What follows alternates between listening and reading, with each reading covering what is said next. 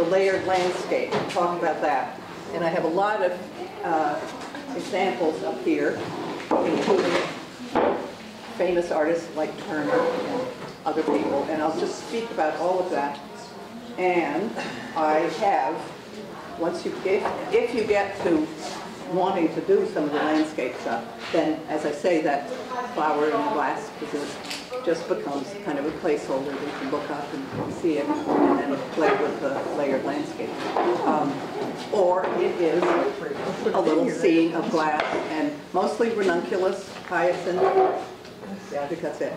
And in all of these, I put these little ribbons, which some of you, we've done that before. Those are, in a sense, a different kind of placeholder, where it defines the area, it connects things, there's a color connection also, and I think, to me, it can be a very good focusing aid, and sometimes that gives you an edge, an imagined table corner or whatever, to keep your eye and to organize your small still life.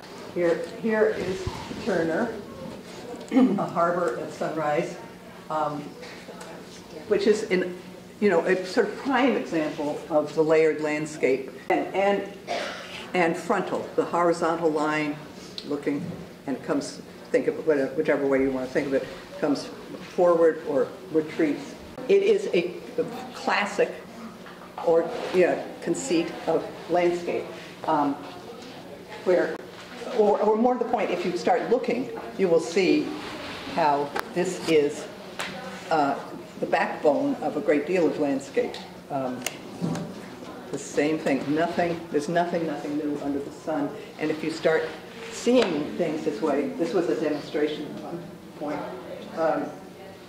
it's very similar. Building up, foreground, middle ground, background. Sometimes it exploits the atmospheric perspective of things stronger, larger, warmer in the foreground, and cooling as they go back. Sometimes it turns it all on its head. Wolf Kahn turns a lot of things on its head, makes very interesting different structures. But sometimes it is very much that, this kind of thing here, very classic. So, there we are. And they are my sky photographs. If you elect to do one of these, which basically is made up, and I'll just do one of these to show you what I'm talking about. This is Thomas Seguros. I've brought him up before, though not with many examples. I love his work.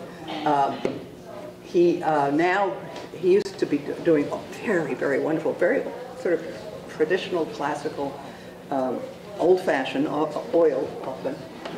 And I have heard, and this is old history, it may have changed a lot, he may not be alive anymore, that he has had macular degeneration and completely converted. He was not able to see in a traditional way. And he started doing landscapes out of his head. I'm all for that anyway. So some of his older work is just beautiful, beautiful. Talk about the pewter and metal that we had the other day. Just unbelievably modeled in watercolor and oil. This is an oil, and it is old, 95. So I don't know the story. He was from Rhode Island. I think he taught at RISD. So here is this lovely little square landscape, and I did two things from this. I thought, all right, I'll use this as a sort of an inspiration. And one of the immediate things is the proportions. I just sloppily, irresponsibly did not kind of pursue his square as much. It's a totally different feeling, I think. I mean, it's got a different feeling because it's a different painting, and it's not Thomas Seguros. But there is something so wonderfully enclosed, and the response of this kind of post-rain, pre-rain, I can't even tell, sky, with this light emanating from the, whatever it is. It's just so super in that square. this becomes really a different thing. And it's not just that you can crop, but even actually cropping does change things. So another insight. I mean, we mention this all the time, proportion, the difference between doing a long, square, whatever. I'll do a square, right? Because I talked about that. And we probably have lowering skies. I am going to, that's definitely lowering sky. I think what I'll do is what I do, which is respond to what's on the, what I get started, and see how it lowers or it doesn't. Some people pronounce that lowering, but I always thought it was lowering. I think somebody corrected me, and I thought lowering. You know, well, lowering. So then it should be lowering. At you. Yeah, because lowering sky then would be confused with lower. Yeah, lower, which might be Clouds true. getting lower. Yeah. Just made it there. when it just means really skies that are imminent. Well, they're threatening, storm. yeah, it's something's coming or something's going. So I'm going to, Your decision on your format is dependent on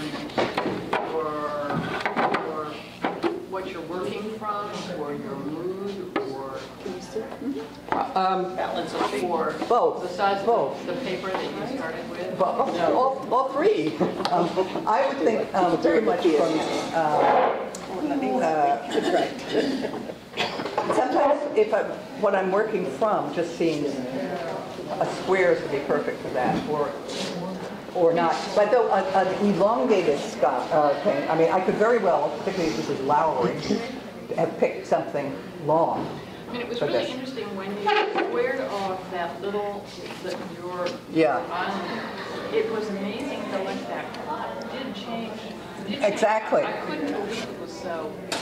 It created almost a different mood. Right, and not only that, it created a mood. Before, this is such a wonderful, actually it's not a square, it's perfectly. But the atmosphere is very clear. It's because the proportion of the bottom. Right, that's the other thing. So when I do this, though it doesn't change that, it creates a different weight, balance.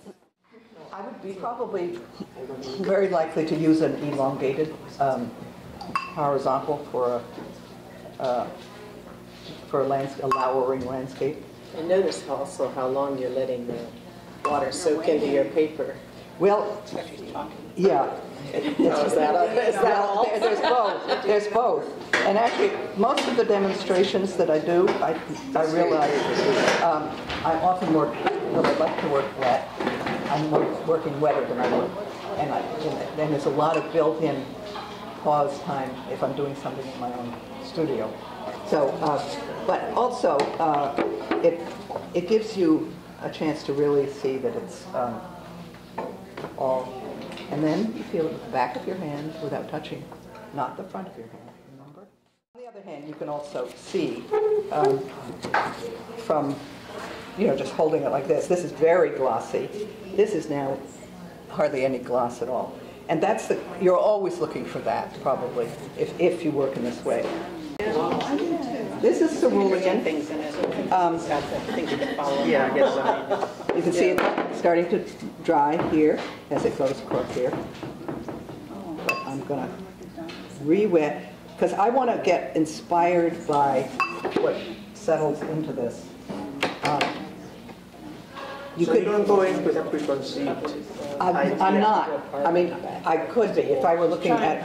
I'm going to just see what I get when I do it this way. I'm using a triad of sorts, and then I'm going to. This is a little bit of cobalt violet. Now I'm going to try to lower it. I'm keeping a.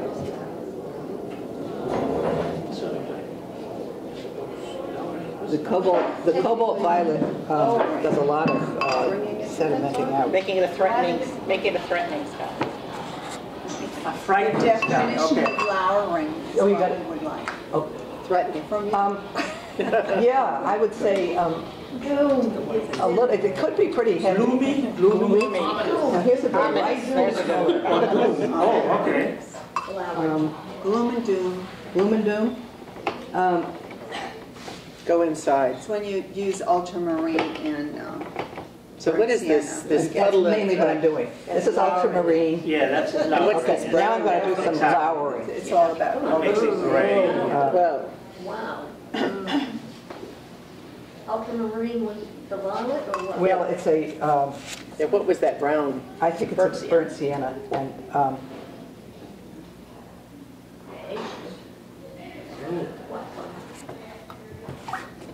You can just use moon glow and get more or less the same color. yeah. It could be viridian and, I think the red though, wait, it'll separate out. And, yeah. You know, moon glow. Well, I think moon glow is a mixed color. Yeah, It moon glow is Have that. anthraquinoid red, viridian, and what's the, Got the little black in there? No, it's not a black. It's ultra or something. Has to be a blue. viridian, Moon? anthraquinoid. Moon. Moon glow. It's a Daniel Smith color. Oh, I think it's oh, ultra. moon glow. Must have a Or, blue or or Indian tone. I have some, I should all go check. Okay, then you have to decide on the check. how lowering. This is why you wait and think, because this is going to probably do something really nice all by itself. I'm trusting that.